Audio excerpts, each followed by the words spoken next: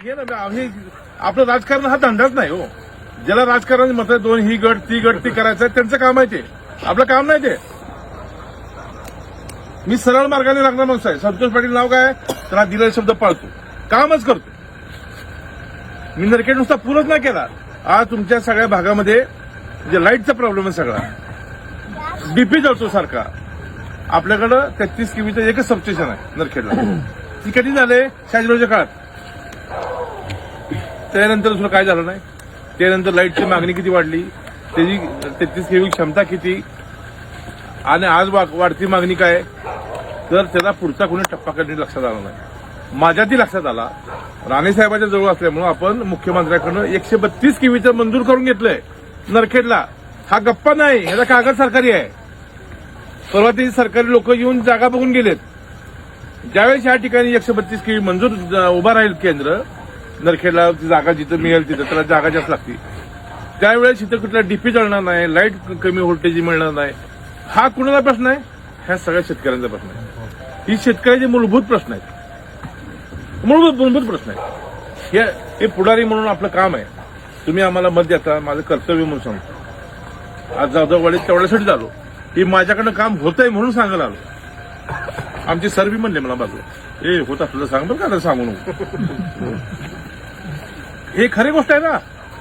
मी कुणाचा विश्वासघात करणार नाही, विश्वासघात करणार नाही कुणाचा.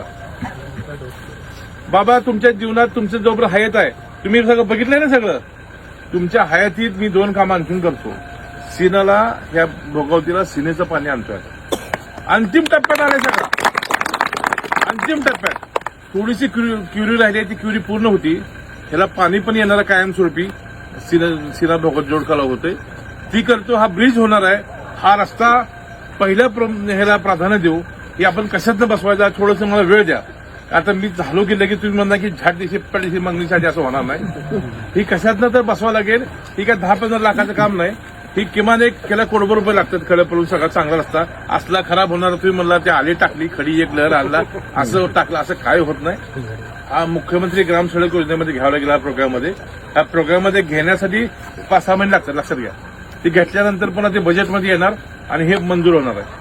पण आपण प्रामाणिकपणे प्रयत्न करू की आपण मुख्यमंत्री ग्राम सडकमध्ये टाकायचं. गेल्या वर्षी टाकलेले आपण रस्ते होते ते आता ह्या मार्चमध्ये येणार आहेत, ह्या मार्चमध्ये. पण ही आपण टाकला नाही.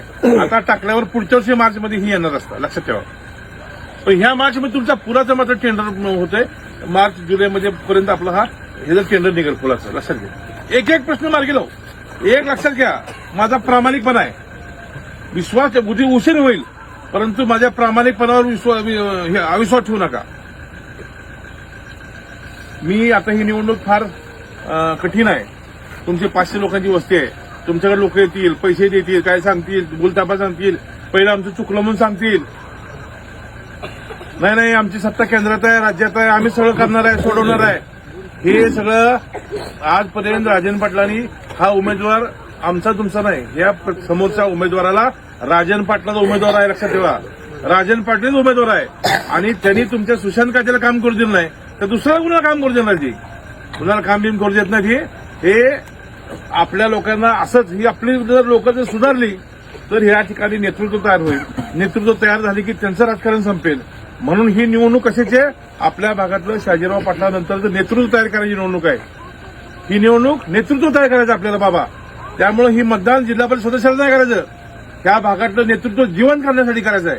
त्यामुळे जे काही कुठं गावाला असतील, इकडं असतील, तिकडं सगळ्याला बोलवा आणि सगळ्याला बोलवून आपल्याला ताकदीनं हा वाळूजमधून, जसं नरखेड मतदान करताय मला, तसाच वाळूज माझ्या मागे उभं राहायला पाहिजे.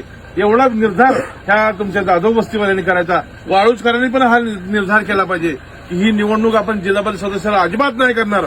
ही मतदान आपण करतोय.